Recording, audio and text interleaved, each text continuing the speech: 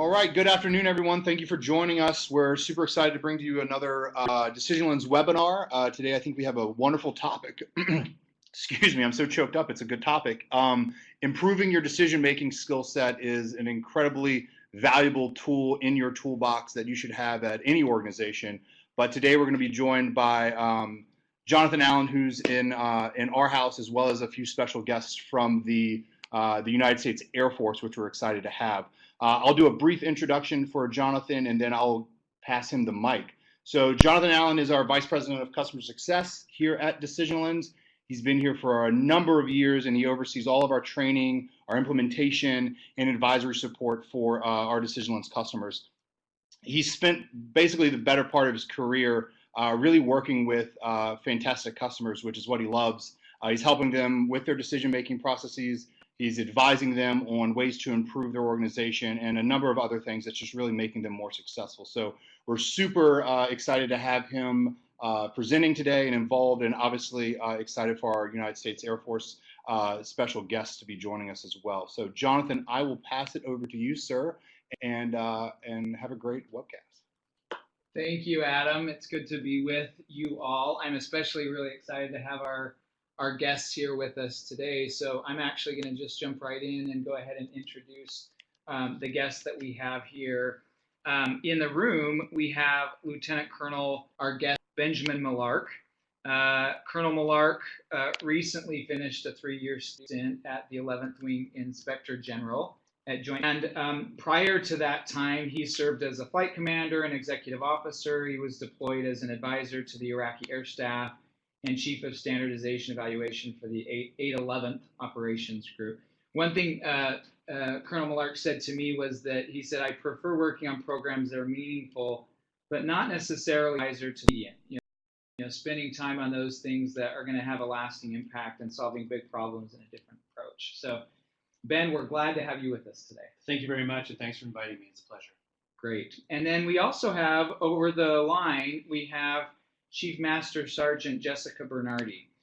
Chief Bernardi has deployed to many locations and served in many leadership capacities: squadron, wing, combatant, multinational, and major command headquarter levels. She also served in enlisted professional military education, culminating as commandant prior to being the Chief Strategy and Integration for the 10th Air Base Wing at United States Air Force Academy in Colorado Springs. So, Jess, we're also really glad to have you. Thanks for joining us today. And thanks for having me. It's my pleasure. Great. So, I think the key for me, my main goal is to, talk little and give our guests a chance to share, some of their insights and the things that they have, they've experienced with us. We're going to go through a few slides, but in that we're going to have some really hopefully meaningful discussion along the way, and we're really excited about that. So let's just talk for a minute about what we're hoping that everyone can kind of get out of this experience. One of the things that we hope that this does for our listeners is we hope it gives you this kind of new mindset around decision making. Thinking about it as a unit of analysis, something we can look at and acquire some skills around. And in the process, we'll be talking about the character traits of some of the most effective decision makers, which might, by the way, be a little bit different than what you're initially thinking. We're definitely going to spend some time on the art and the science of decision making. So techniques and prioritization practices that work. And as part of that art of decision making, one of the key questions that often comes up to us is, how do you involve others in the decision making process without losing momentum, being able to continue things forward? And then finally, we'll get fairly tactical as we talk through some steps for prioritization practices and how to focus on some of the more strategic, valuable tasks. So that's a lot of ground we'll cover. We'll touch on, all of these topics to some degree or another. Where we touch lightly, we do have blog posts and other things that we'll make sure that are available to our listeners afterwards so that you can kind of delve into some of these topics a little bit more. But we're excited to have this discussion today. Just to kind of narrow the playing field, decision lens or decision making as a topic runs fairly wide and deep. And it can be as decision making is as simple as what shirt am I going to wear today, and it can be as complex as whether we should go to war. And so, obviously, we're not going to talk about all of those aspects of decision making. There are many different ways of classifying that. But one thing I'll just mention up front here is that a lot of the principles that we do talk about are fairly applicable in decision making processes, whether those are simple or complex, whether they're for individuals, families, or organizations. We just hope that in that sense it can be really helpful. Where we're going to be focusing specifically is in those decisions that are more strategic in nature. They're organizational decisions, especially in areas where prioritization, resource allocation types of activities apply. So let me just make a couple of quick comments about the field of decision science, because that's a really important area. Some of you may have experience in operational research. Maybe you have an ORSA background. Decision science, I think, will play in here if you're familiar with multi-criteria decision analysis, MCDA or MCDM, and some of the methodologies in that. These types of decisions we'll be talking about today actually do apply in that space, and you'll see that. We'll touch on some of those topics as we get into the science of decision making. We're still going to stay more at a high level and keep this fairly general. So, obviously machine learning and AI are really important aspects of data-driven decision making, but we're going to stay fairly focused on the general principles and practices of decision making. So let's get into this now. I'm going to lay out a few of some of the things that we're seeing in different industries of the organizational challenges that we see, and ask our guests to kind of enlighten us about this and how you've seen this in your world. So let me just kind of walk through this. One of the things that we hear often is this idea of the tyranny of the urgent. It's this idea that, I know what I need to focus on. I know that I need to focus on those things that are more strategic in nature, that I need to, get my head above some of the more urgent, even menial tasks that are coming across my desk. But it's very hard to carve out the time and to be able to do that in a meaningful way. Another aspect of leadership challenges includes, some of you may be very effective in the ability to make decisions, but involving others in that group decision-making process can be very challenging. It's kind of like we joke that meeting would have gone so well if I was the only one in the meeting, kind of situation where it's very difficult to move things forward with multiple stakeholders involved.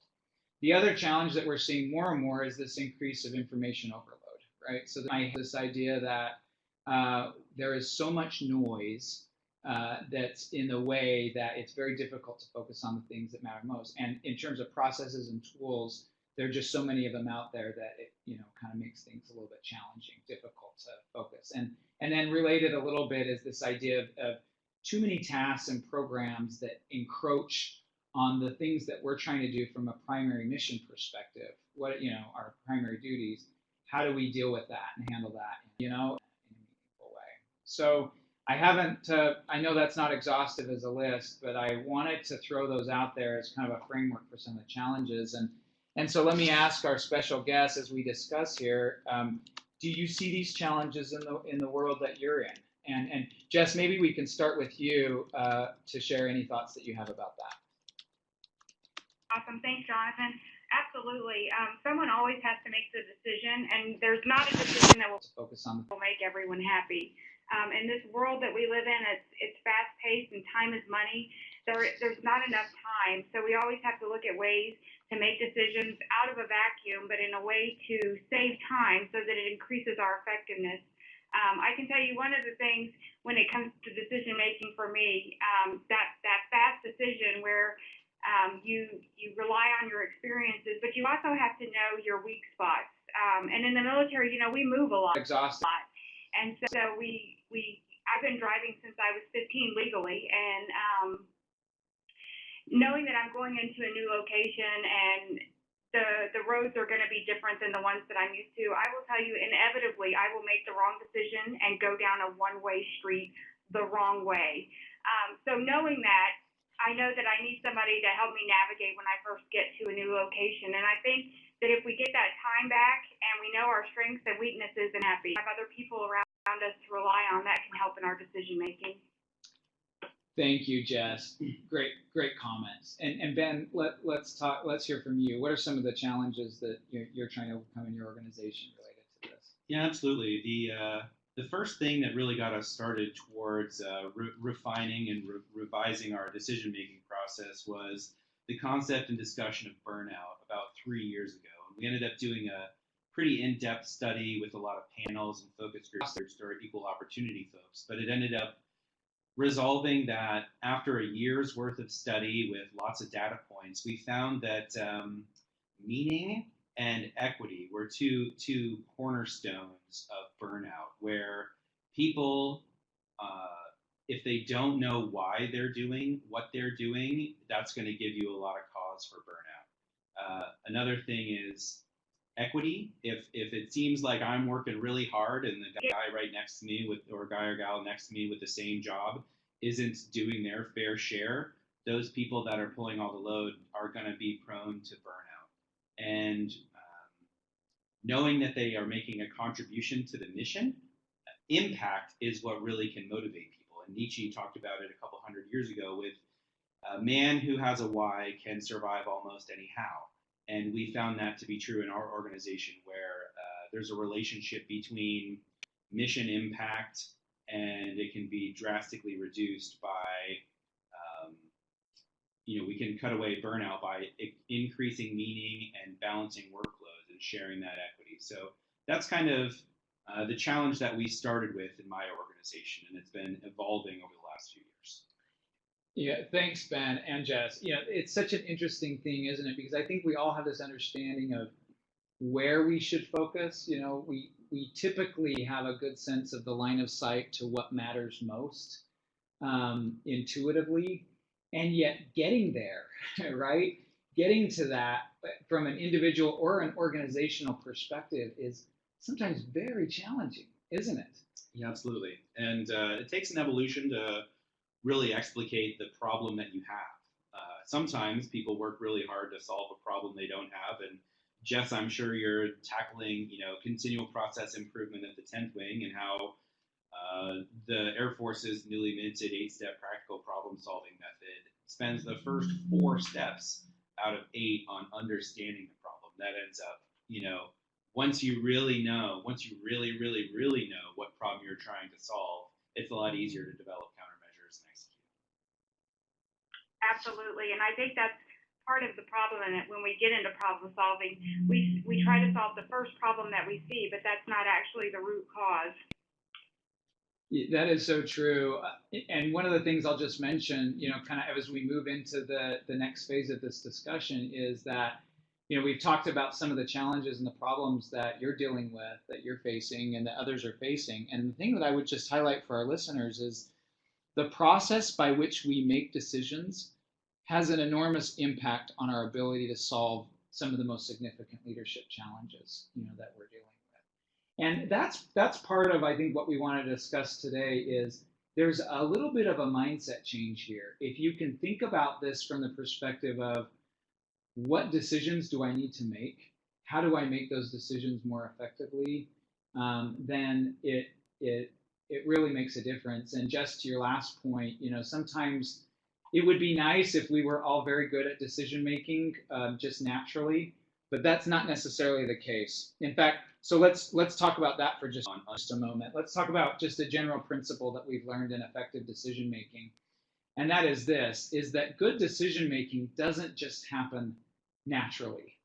It doesn't just necessarily come intuitively. Yes, there are people with gifts that can make good judgment calls, but when you talk about organizational decision making, it's not the kind of thing that will just come naturally. So let me give you tell a quick story as a metaphor for this, and we can talk about this a little bit more. Like this photo here, my daughter just recently received her learning permit to drive.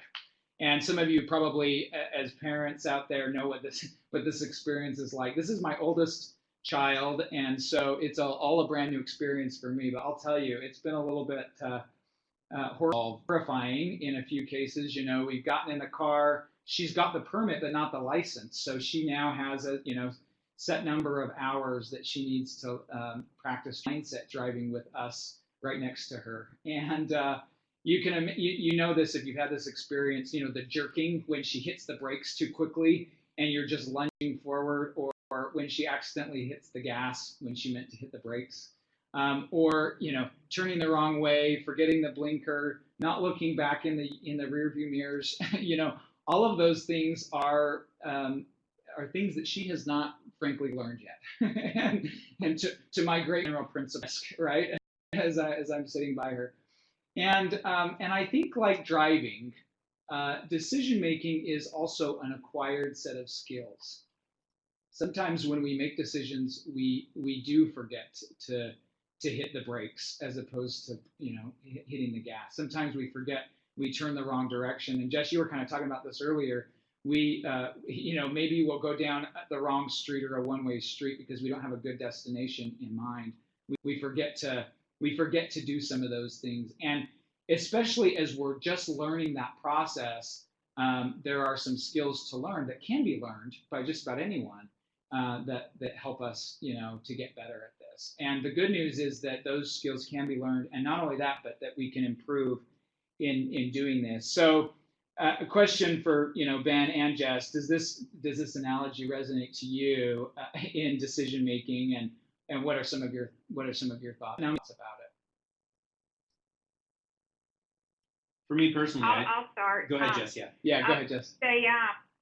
You don't know where the other drivers are coming from.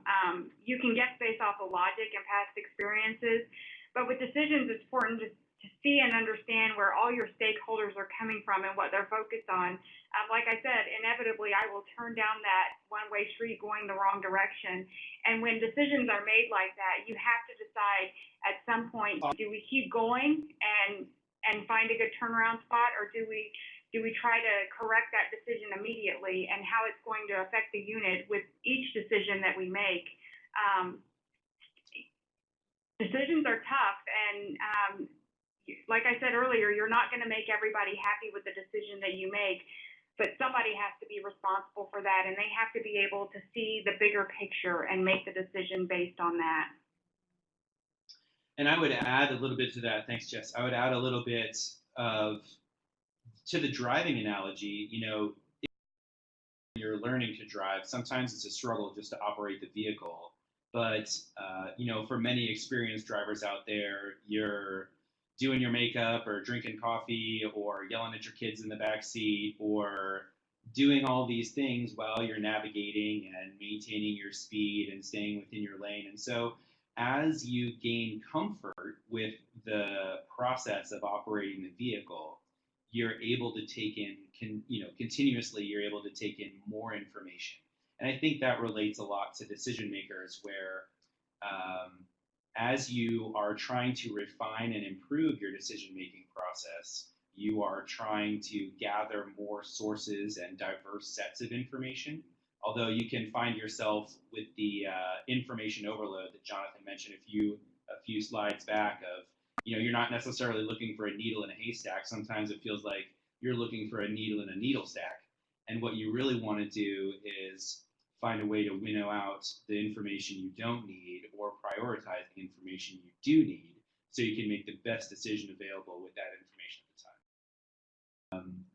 I think that the driving analogy works really well, and it's relatable, where as you progress in your decision-making skill set, you're able to synthesize a variety of sources of information, just like when you're driving, and you can cross-reference the speedometer or pay attention to the navigation signals, or where you're going better.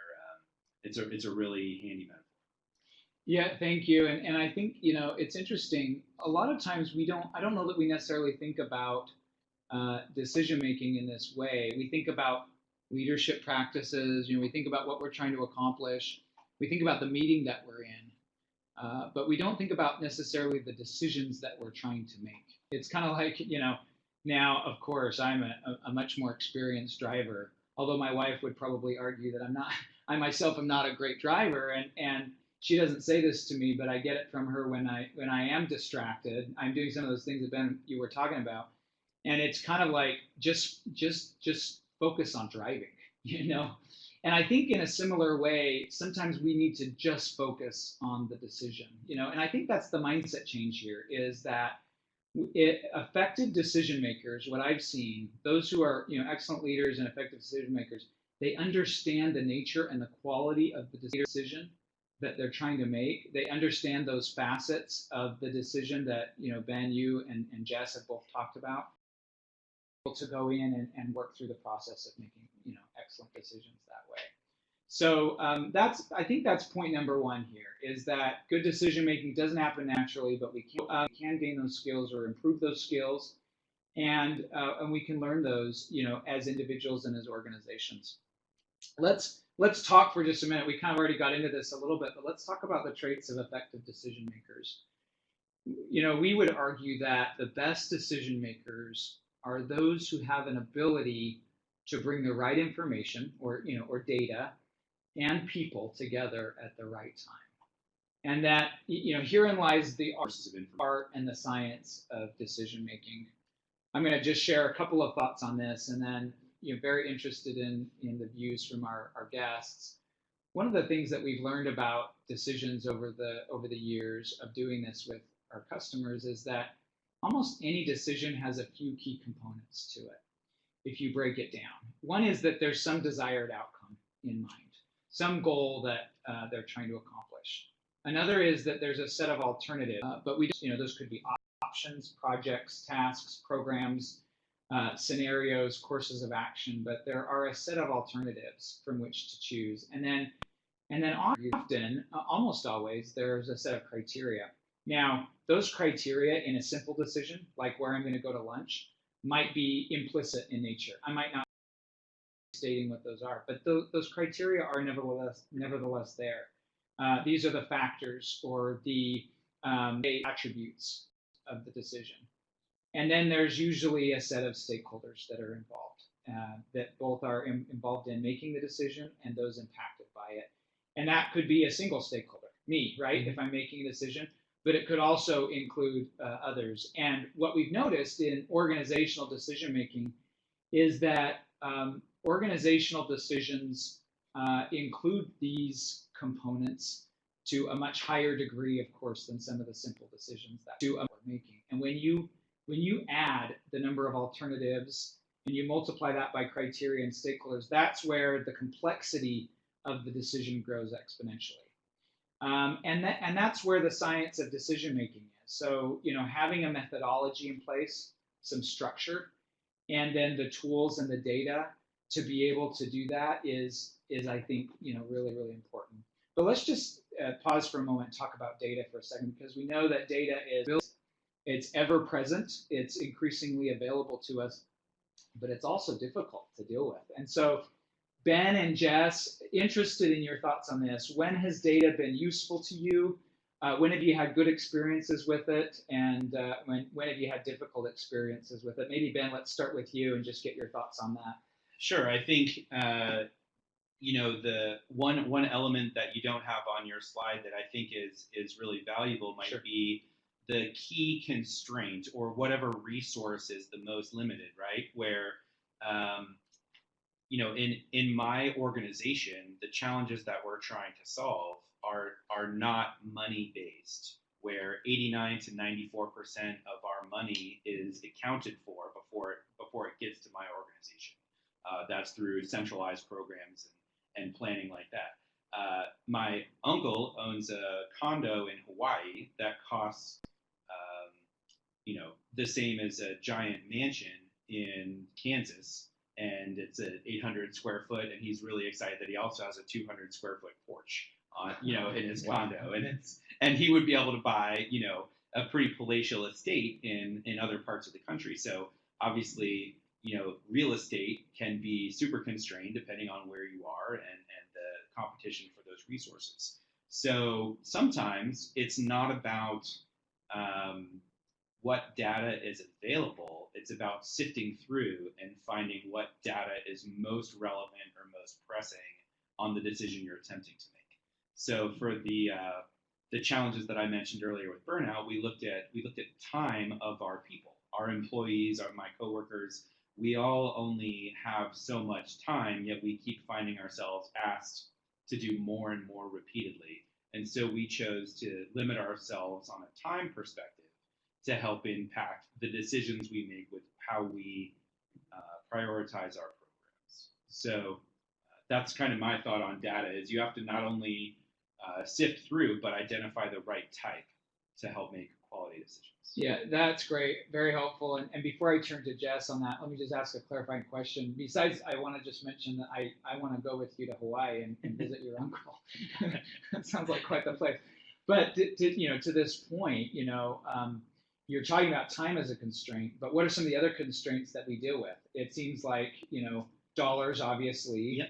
And how do you think about those constraints then? Is it understanding the trade-off between those and the value or the mission that you're trying to accomplish, or what's your way of thinking through that? Absolutely. The way we've really tried to approach it in my organization is we can prioritize what programs are important to us, and then we can try and assess how much time each of those programs take, and then by comparing their relative importance to the relative amount of time they take, that can impact your resource allocation next, right? So if I have one more minute of time to spend, one more dollar, one more person, how can I utilize them to the best of their ability? How can I get the most effectiveness out of those limited resources to maximize and optimize that return on investment, to get the most value for the most, and if not always to your highest priority program, right? Yeah. Where sometimes your highest priority takes an exorbitant amount of effort to get there. So that maybe doesn't break out to the best value when you compare to time. But I think that, like you asked, what other resources are there? I think I have a quote from General Lorenz, long retired, but I read one of his papers once. He talked about time, resources, people. You'll never have enough of all three. Yeah. Okay. Yeah, that's so interesting, and it's those constraints that make the decision making very interesting and difficult. Absolutely. Right? And complex. Absolutely. Jess, anything to add to this discussion around data and some of these things that we've been talking about with resources? Absolutely. First, I want to add that if you're going to Hawaii, I'm going to Hawaii too. More repeat. It sounds like way too many people for an 800 square foot condo with a 200 square foot porch. Just so we're all clear. I'll sit off the porch. So it brings up a good point about balance, and we talk a lot about work-life balance, and that is definitely important. One of the challenges, I think, when making decisions is you have the data, but there's also emotion tied to these decisions, and that's one thing that we have to keep in perspective. We want to a lot of times make the decision that makes us feel good because we see the direct impact that it's having on a person. But at the same time, that's not necessarily the best decision to make for the institution. So I think it's important to be able to compare them to what our priorities are and make the best decision for the organization and institution rather than necessarily what makes us feel good because we see the outcome directly on one individual. And Jess, you brought up a really important point thinking through that we hear across the country about this area of decision making is that emotional aspect of the decision, and that is such an important piece that I think that segues well into this idea of the art of decision making. And so the question I'll pose right now, but talk as we go through this is, how do you bring that emotion in and the intuition and the art of decision making, and even more so, how do you more the right stakeholders, but without letting the emotion dictate, what happens in the decision? So one of the things that we've seen as we've worked with different decision makers is that some of the best decision makers of our day don't work independently or in isolation, right? They're maybe not what you would think, that they're not that sage person that sits behind their desk for hours and days at a time and then comes out and says, I've got it, here's what we're going to do. In contrast, these are people who are interdependent. They're collaborative and synergistic. They take that emotion that you're talking about, Jess, and they actually bring that and the points of view into the group decision-making process, but they balance that with the science, right? With the data, with the objective information and the methodology that they have. The other thing that they do is that they rely on human judgment and experience and intuition, like we were just talking about, and then they bring that data together so that there's a blend of the qualitative, more subjective information and the quantitative in nature. And then the other thing that they do, they have this uncanny ability to see how the decision is going to impact others and bring them into the process.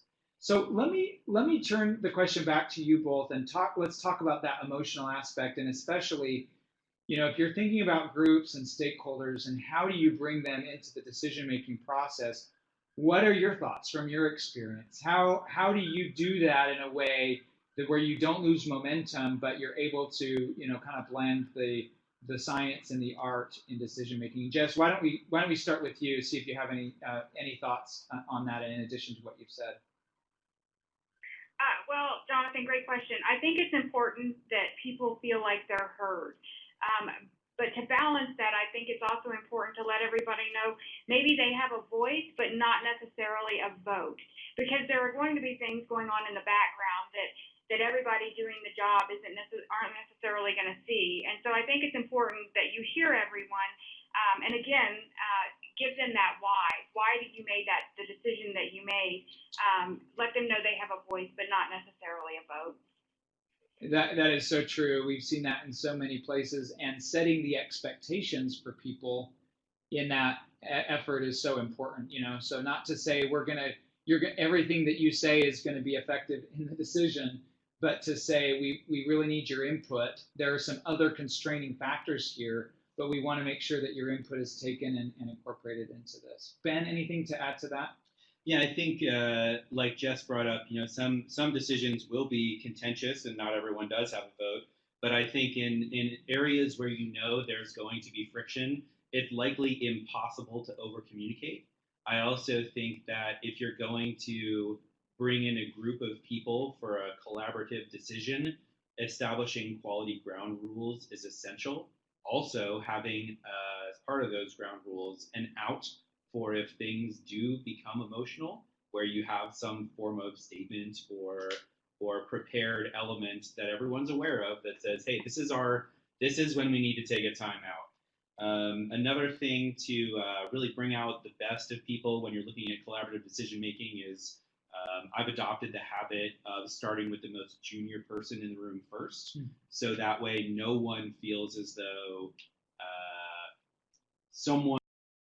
someone more important to the organization has already spoken, so they're not going to say their piece. So that's a technique that we've adopted. And then another thing, when you were talking about emotional decisions, it brought to mind an old aphorism about when you're wrong, you pound on the table, and when you're right, you pound the facts. So if someone has the facts to bring to the table, maybe you always can go back to those when you're comparing a decision. And hopefully, if folks have adequate ground rules, they have enough communication, and they've got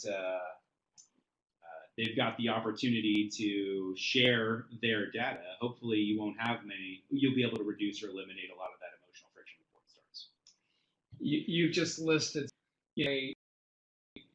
little quick things that both of you that you could actually take these things right into your daily life. In fact, I've seen this happen. I've seen wing commanders, squadron commanders, where they're in a meeting, they're making some decisions, some prioritization decisions or other types of things, and rather than jumping in and saying, "Here's what I think we ought to do," they wait, and they turn to the other people in the room, and other people say, "What do you think?"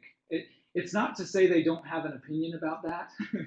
more than likely they do, right? But they want to hear the input from other people, and then they want to bring those facts and some of those perspectives together in a meaningful way that allows for them to do that. And there are tools and processes that are out there that can help to make this efficient. So it's not a too laborious of a process. Not necessarily. But it's an absolutely essential aspect to the art and science of decision making, is incorporating that stakeholder feedback into it as well. So Thank you for those comments. We're gonna move to the last topic of the day, and that is around prioritization specifically. So, a couple things I'll just mention about prioritization. As many of you know who have worked with Decision Lens, our software solution does a lot in this space. Yeah. But we're going to focus more on the principles and the processes around it, and just get some thoughts and from our special guests on this. Prioritization itself is a means to an end. The prioritization itself is not the decision, but it allows for you to do things that are really important in specific types of decisions. One of the things that we know, and this is, we know that prioritization has been an important aspect of decision making for a long time. The German philosopher Goethe said, the things which matter most must never be at the mercy of the things which matter least, right? And I think therein lies the kind of the heart of this principle. I've now waxed philosophical, so I'm going to go the other direction and talk about Jim Collins from Good to Great, and something a little bit more practical, which is, he asked this question in his book. Maybe some of you have read it. He says, do you have a to-do list? The answer is usually yes. But do you also have a stop doing list? Are you able to figure out the stuff that you're not going to do and learn to say no? And there's been a lot of literature and information about this lately, especially with this information overload. But at the heart of decision making and prioritization specifically is this idea that where you have programs or projects or tasks or requirements or even things that you want to do on a daily basis, if those are outweighing the resource constraints that you have, like Ben was talking about earlier, there's often a need to prioritize. That is, kind of your signal that there should be some prioritization that takes place. And of course, these principles apply on your daily to-do list and your weekly things that you're going to do. It applies to the strategic initiatives in your organization. It applies to your budgeting process. And many, many other areas. But as I heard, recently, a wing commander told me, when your programs and projects and requirement requests are outstripping your resources, then that's when you really need to think about this seriously and get serious about this. So it is about those constraints, Ben, that you were talking about, before. So, what are your thoughts? Maybe Jess, let's start with you again on this. How have you dealt with that in your organization? And what have you done as you've kind of seen this challenge of projects, programs, and tasks and working through those in a constrained resource environment? So we've probably all seen the 4-quadrant chart where you make a list of your urgent tasks and the ones that you have to complete and ones that you have to complete but aren't so urgent. To be honest with you, I've had pieces of paper taped around my office at times with those lists of what we have to do right now because it's urgent and it must be done, and what we have to do but it's not quite as urgent. People are what run our organization. They are our most valuable resource.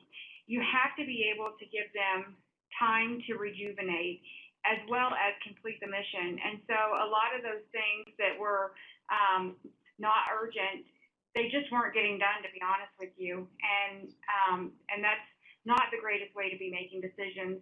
And then some of the ones that were urgent, they were taking up a lot of our time. And so we were having to divide and conquer on a lot of things. And I'll tell you, it can create some tension in the organization as well. People start to look around and see what they're doing compared to what other people are doing or not doing. And so not only are you dealing with the mission that has to get done, but you've got to deal with those emotions that come into it as well. And it can be tough at times. Yeah, I completely agree. And I appreciate the addressing this idea of what you do and how you live in a constrained resource environment. I'm gonna turn to Ben on this last slide as we talk about how to prioritize. And obviously, Jess, feel free to add to this as you're looking at this. But as you think about steps for prioritization, and as you think about a process that you can follow, whether it's a smaller decision or a larger one, these are some of the things that we've found to be extremely successful. First and foremost, being clear about what the decision is, involving and empowering others. We've talked a lot about today, gathering that information that you need, and then playing out a few scenarios, right? And then deciding, committing, and acting, and making those decisions, and then learning from that experience. So Ben, let me turn to you and just ask you, how has this worked in your organization? What are some of the ways that you found these principles and these steps to kind of play out for you? Absolutely. I have young children at home, and we watched the movie Incredibles a few times, and the main villain in there, Syndrome, has this quote in there about how when everyone is special, no one is, and the flattening of prioritization. And so in our organization, when we tell everyone that everything is important all the time, it really means that nothing is. And we struggle to communicate, of course, especially to the lowest levels of what really matters most, so we can invest ourselves in the things that do matter most. And like Jeff's just mentioned about her 4 quadrants about urgency and importance, we really have struggled to, as I mentioned, we started with burnout a few years ago. It kind of evolved into determining what's important and then empowering those at even the lowest level. So to say, I'm giving you what's important now so that you can understand our rack and stack or our 1 to N list or whatever term you want to use for our priorities. So when you're faced with a tough decision, even at the most junior level of, I've got another 2 days to get this work done, what am I going to work? What's going to take priority? Empowering them to make that decision and contribute to the overall success of the organization. So another thing that we are working on pretty committed in the Air Force through the Chief of Staff's #1 priority of revitalizing the squadron is empowering decision making at the lowest level.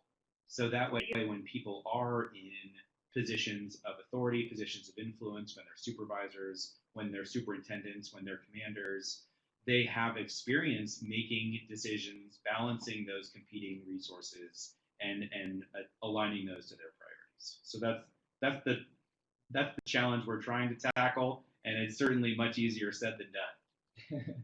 Thanks, Ben. Jess, anything to add to that about what's working for you or what's been working in your organization? Well, I'll tell you, I am very blessed to be here at the 10th Air Base Wing. I worked closely with the leadership here before I came here, and I kind of came in knowing a little bit about their mission, but not completely, because just like everybody else in the Air Force, they're unique. And so I think it was good getting an outside perspective on the things that I thought were going on in the 10th Air Base Wing, and then being able to actually see what was happening here. Each unit uses their decision-making skills in a different way, and I think that's important. But when they all come to the table, everybody knows where each other stands, and they're able to discuss that and have open lines of communication, and I do think that's very important. Thanks, Jess. I'm just gonna, I want to make sure that we have time for questions here. So I'm just gonna, wrap up by saying a couple of quick things. First of all, it's been it's been so helpful to have, Ben and Jess, you here with us and sharing some of your insights and your thoughts. And obviously, I love working with you. We love working with you at Decision Lens. Tremendous partners in this effort. But hopefully, there's a nugget or two here that our listeners have gotten out of this. Something that you can apply immediately, and also maybe a little bit of a mindset change, to think about decision making a little bit differently. You could walk into your next meeting and just ask yourself, what are the decisions that are being made here? Is it just informational? Are there things there? Or think about your overall budget resource allocation process. The U4 funding processes are going on right now or have been going on, and that's another area where you can ask yourselves, how are we doing it, prioritizing and allocating our resources? But the bottom line is that decision making impacts everything that we do. Nothing happens in an organization or with an individual until a decision is made, whether that's implicit or explicit. And so hopefully there's some key takeaways here that everyone's been able to get from this process. So with that, let's turn it over to some questions and see what we need to answer that way. Yeah, so Jonathan, this is Adam again. We did get some questions through our chat that I want to. I think we have a couple time for two or three of them. The first one here that we got in is an interesting one. How do I encourage diversity in the decision making process? Let me turn it to our guests on that question. Ben or Jess, would either of you like to answer that? It's a great question. So one thing you can do to encourage, go ahead, Jess. I'll let you go first. Oh, no, I'm good. Go ahead, sir. Yeah, so one thing is, if you don't have diverse groups of people involved in your decision-making process, you're obviously going to lack that. One thing that DIA's chief methodologist spoke about a few years ago is the self-selection in the Defense Intelligence Agency. Sorry, he spoke out against the challenges they have with groupthink, in that within the intelligence community, you often have people that are self-selected to participate, being primarily volunteer force. And then the people that can pass all the rigorous lifestyle exams or evaluations to get to that analysis phase, is you end up with people that are more and more and more similar over time. And so that's not only a problem for the Defense Intelligence Agency, but I think any other highly specialized agency that has a defined mission. So what you have to do is you have to reach out to the people you know are going to disagree with you. And so in the past, when we've done small group tryouts in our organization, we found the dissenters as the most important and most valuable members of the decision-making process. So instead of sheltering your decision and protecting your own ego, we've actually embraced criticism as much as possible to get that all-around feedback. Great, thank you, Ben. Great answer, sir. The only thing I would really add to that is I worked in an organization where diversity was key. We would literally say we were looking for this career field, this type of person, male, female, that kind of thing. And it was specifically so we didn't get in that groupthink mindset, because once you all are sitting around a table and you're thinking the same way, nothing is ever going to change. You're never going to get any improvement out of that group of people making those decisions. Yeah, great comments. I'll just add one thing, and that is that there's actually some interesting frameworks on this, that a lot of times people just assume that everyone's tracking each other in parallel ways, almost like lanes on a highway, going back to the driving analogy. But the reality is that people have very diverse thought processes, and so it's more of an expansion of those. And an effective leader and decision maker allows for that to happen, doesn't stifle that, but allows for the more diverse expansion of the thought process, and until there's a point where it needs to converge in on a decision. And I think that's a key in this, is to not stifle that too early. Awesome. Yeah, great answer there. Another question we had is kind of a connector to the previous question, but this person has a culture where disagreement can be frowned upon. They want to know how do you overcome that, and then how do you get people to speak up with their opinions and what have you.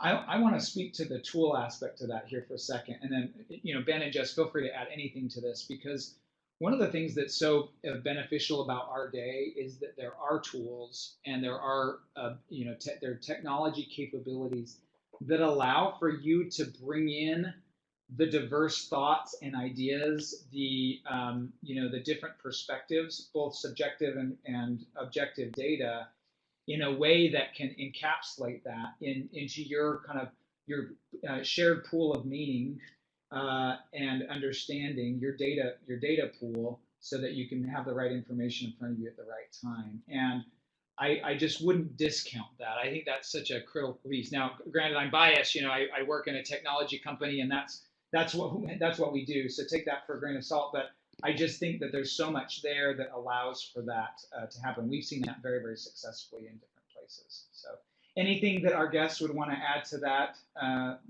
that question? Absolutely. There are two. Go ahead, Jess. Go. Go ahead, sir. No, you go ahead, sir. I would just say that a few weeks ago, we actually celebrated folks who had a different way of thinking. if our founding fathers had not disagreed with what was going on in our country, we wouldn't have had a celebration a few weeks ago. And the same thing in the Air Force. You know, we were founded by mavericks. We were founded by people who separated from the Army and had a different way of thinking. So I think you can see the good in that decision, whichever way you look at it. So there are a couple of prominent current authors. I was going to add our Patrick Lencioni has his book, 5 Dysfunctions of a Team, and the effective team building and leadership stems from trust.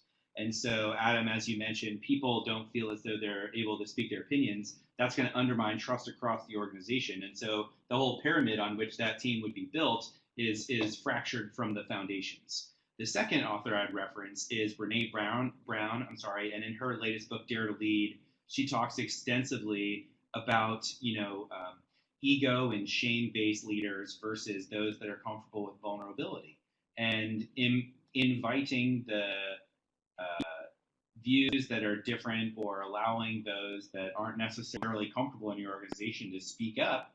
That means you're going to end up getting the most out of those people in the long run by benefiting from their perspectives. If it's a legitimate complaint, great.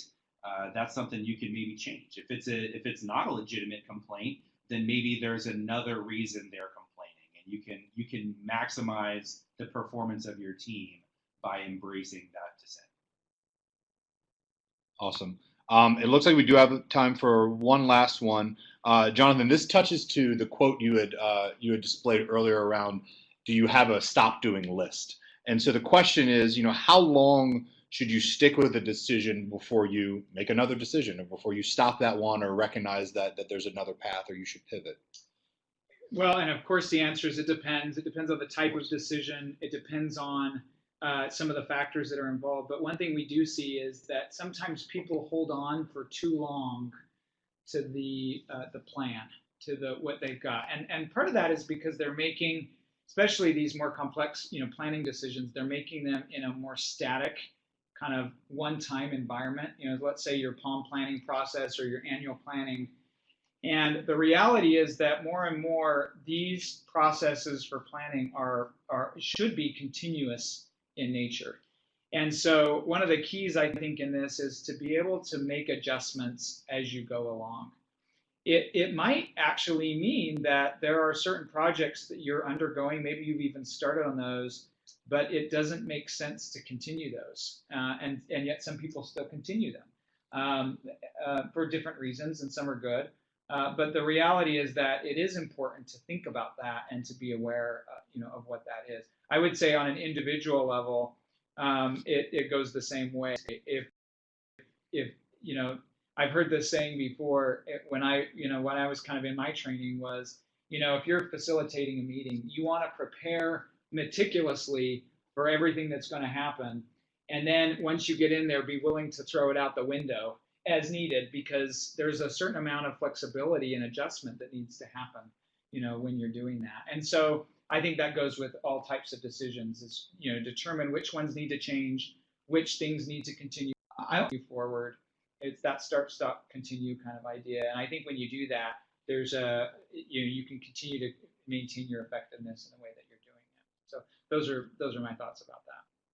Jess, Ben, any thoughts on that? Jess, do you have anything to add? I would just say, yeah, we work in a very dynamic environment, and things are changing all the time. One of the things I hear a lot in the military, and I've even been guilty of saying it myself, was last space we did it this way.